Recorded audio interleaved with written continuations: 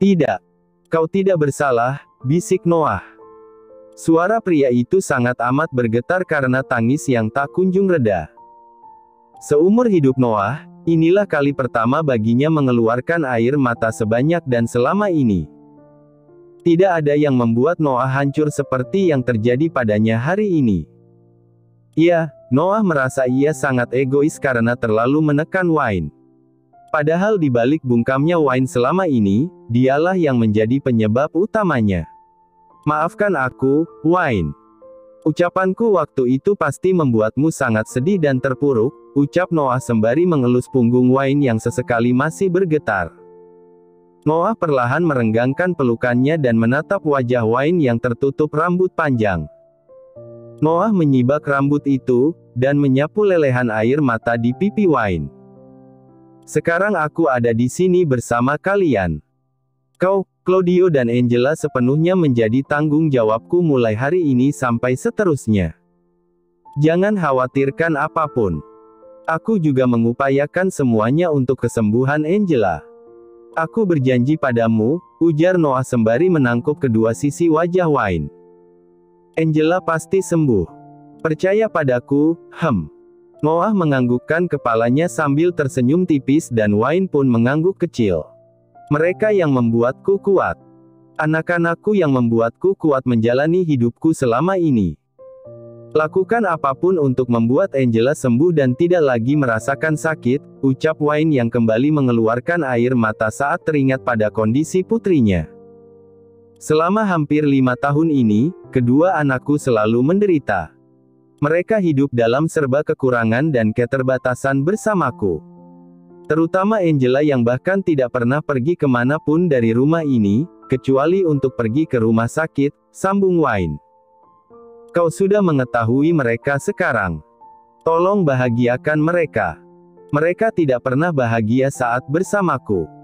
Tangis Wayne kembali pecah. Wajahnya tertunduk di hadapan Noah.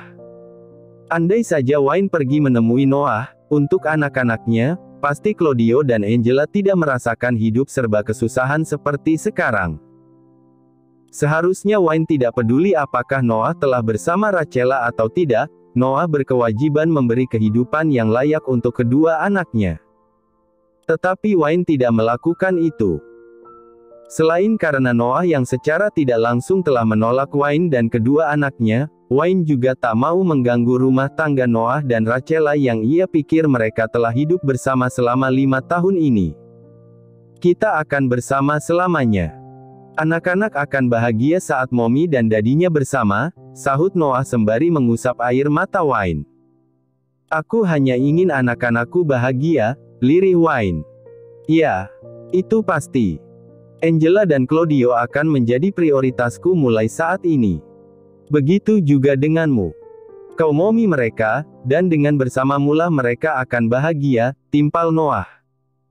Sekarang jangan khawatirkan apapun lagi. Aku bersama kalian, imbu pria itu. Aku juga akan sangat bahagia hidup bersamamu, ucap Noah disertai senyum tipis di wajahnya. Jangan berpikiran macam-macam.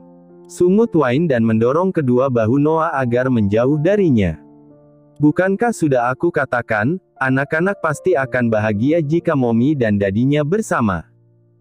Noah menaikkan sebelah alisnya, berniat menggoda Wayne. Mengalihkan wanita itu dari tangis dan kesedihan yang sejak tadi mengelilingi mereka berdua. Aku belum memaafkanmu, seloroh Wayne dan mencebikkan bibirnya. Mengapa menjadi salahku? Karena kau tidak langsung datang menemuiku saat kau teringat padaku. Justru memendam itu bertahun-tahun lamanya, jawab Wayne mencebikkan bibirnya. Jika begitu, yang patut disalahkan adalah Dom, kedua kakek dan nenek Claudio dan pria itu, sahut Noah tak mau kalah. Mengapa mereka yang bersalah? Wayne mengernyitkan keningnya. Yang pertama, Dom. Karena Dom yang memberitahukan padaku jika kau sudah menikah dan hamil dengan pria lain. Yang kedua, kakek dan nenek Claudio. Uncle Rob dan Auntie Marcia, potong Wayne. Mereka. Karena mereka yang mengatakan pada anak buah Dom jika kau sudah menikah dengan putra mereka. Dan yang ketiga, pria itu. Kenan, sahut Wayne memberitahukan nama Kenan yang dimaksud oleh Noah. Aku sama sekali tidak peduli padanya, timpal Noah dengan tatapan tajam pada Wayne. Aku berpikir jika dia benar suamimu karena saat kau masuk ke ruang operasi, pria itu juga masuk ke dalam sana, lanjut Noah. Kau ada di rumah sakit saat aku operasi melahirkan Angela dan Claudio. Tanya Wayne. Aku mengikuti mobil kalian yang ternyata menuju ke rumah sakit pagi itu. Aku melihat kau dibawa masuk ke ruang operasi. Dan setelah itu, pria itu juga masuk ke dalam. Bagaimana aku tidak berpikir jika kalian benar-benar telah menikah? Jelas Noah yang menyimpan kekesalan dalam hatinya. Aku tidak lagi menyelidikimu karena semuanya sudah begitu jelas bagiku. 5 tahun yang lalu, aku ingin menemuimu dan mengatakan jika aku ingin kau bersamaku, Wayne. Aku terus terbayang padamu bahkan saat aku sedang berada di Swiss, sambung Noah yang seketika terdiam setelah menyebut negara tempatnya melakukan operasi itu. Wayne heran melihat raut wajah Noah yang mengernyit, seperti sedang memikirkan sesuatu. Jadi benar ucapan Mommy waktu itu, gumam Noah, lalu menatap Wayne. Kau tahu. Wayne menggeleng lemah, karena dia memang tidak tahu apa yang Noah maksud. Cek. Saat aku di Swiss, aku mengalami mual dan muntah sampai lebih 1 bulan lamanya sehingga dokter harus memundurkan jadwal operasiku. Semua dokter yang mengobatiku tidak menemukan penyakit apa yang menyerangku, jelas Noah. Lalu, tanya Wayne. Mommy menceritakan saat dia hamil Zell, Daddy juga mual dan muntah karena sindrome. Aku lupa namanya. Saat itu aku mengangguk karena. Noah sejenak memandang Wayne. Karena menurutmu Rachela tidak mungkin sedang hamil saat itu. Tebaknya. Noah tersenyum canggung sambil menggaruk kepala belakangnya. Maafkan aku, ucapnya. Wayne menghela napasnya dalam-dalam. Itu sudah membuktikan jika aku dan anak-anak sangat jauh dari angan-anganmu. Tapi aku dan Rachela. Ponsel Wayne bergetar dan itu membuat Noah menghentikan kalimatnya. Wayne segera meraih ponselnya yang ternyata ada sebuah panggilan dari Kenan. Noah mendengus melihat nama Kenan terpampang di layar ponsel Wayne. Dia bisa melihat jika pria itu sangat mengharapkan Mommy dari kedua anaknya dan Noah. Dia tidak akan memberi celah sedikit pun padanya. Ya, Kenan. Wayne, kembalilah ke rumah sakit. Angela sudah sadar dan menanyakanmu, ucap Kenan dalam panggilan itu. Baik, Kenan. Aku ke rumah sakit sekarang. Katakan pada Angela aku sedang dalam perjalanan, sahut Wayne yang mengakhiri panggilan itu lebih dulu. Kita harus ke rumah sakit sekarang, ucap Wayne sembari menyimpan ponselnya dalam saku celana yang tengah ia kenakan. Putriku sudah siuman. Tanya Noah. Sahut Wayne dan beranjak dari tempat duduknya. Tapi kau belum makan, Wayne, ucap Noah mengikuti langkah Wayne dari belakang. Aku akan makan nanti saat di rumah sakit saja, jawab Wayne yang melangkah cepat menuju ke mobil. Kau sering melewatkan makanmu, Wayne? Tanya Noah di dalam hati. Masih banyak yang ingin Noah tanyakan pada Wayne. Tetapi dia tahu, sekarang bukanlah saat yang tepat. Noah juga tidak sabar untuk bertemu dengan putrinya, Angela. Ponsel Noah bergetar. Pria itu meraih ponselnya dan ternyata sang Mommy yang menghubunginya. Noah, kau di mana? Mengapa kau pergi begitu lama? Di mana anak tadi yang kau sebut putramu? Alona memberondong Noah dengan pertanyaan. Kau belum menjelaskan apapun pada Mommy, gerutu Alona di seberang sana. Datanglah ke rumah sakit bersama Daddy, Mom. Aku akan mengirimkan alamatnya. Aku akan menjelaskannya saat kalian di sini nanti, jawab Noah santai. Rumah sakit. Sentak Alona. Kau apakan anak itu? Apa yang terjadi dengannya? Tanya Alona lagi. Oh my. Datang saja ke rumah sakit, Mom. Bye, sahut Noah dan langsung memutuskan panggilan itu. Kau sangat tidak sopan, gumam Wayne yang terdengar jelas di telinga Noah. Mommy tidak akan berhenti sampai di situ, baby. Pasti akan terus banyak pertanyaan yang dia ajukan. Jadi lebih baik dia datang ke rumah sakit dan melihat semuanya sendiri, ucap Noah. Jangan memanggilku seperti itu. Orang-orang akan salah paham nanti, sahut Wayne cepat dan Noah pun hanya mengedikkan bahunya. Tiba di rumah sakit, Noah dan Wayne segera turun dari mobil dan tergesa-gesa menuju ke ruangan Angela. Ceklek. Angela, panggil Wayne yang langsung menghambur, memeluk putri kesayangannya. Mom. Aku masuk rumah sakit lagi, ucap Angela lirih. Ini pasti menyusahkan Mommy dan Claudio lagi. Sayang, tidak baik berbicara seperti itu. Yang terpenting adalah kesembuhan dan kesehatanmu, bisik Wayne sembari menghapus setetes air mata yang mengalir di pipinya.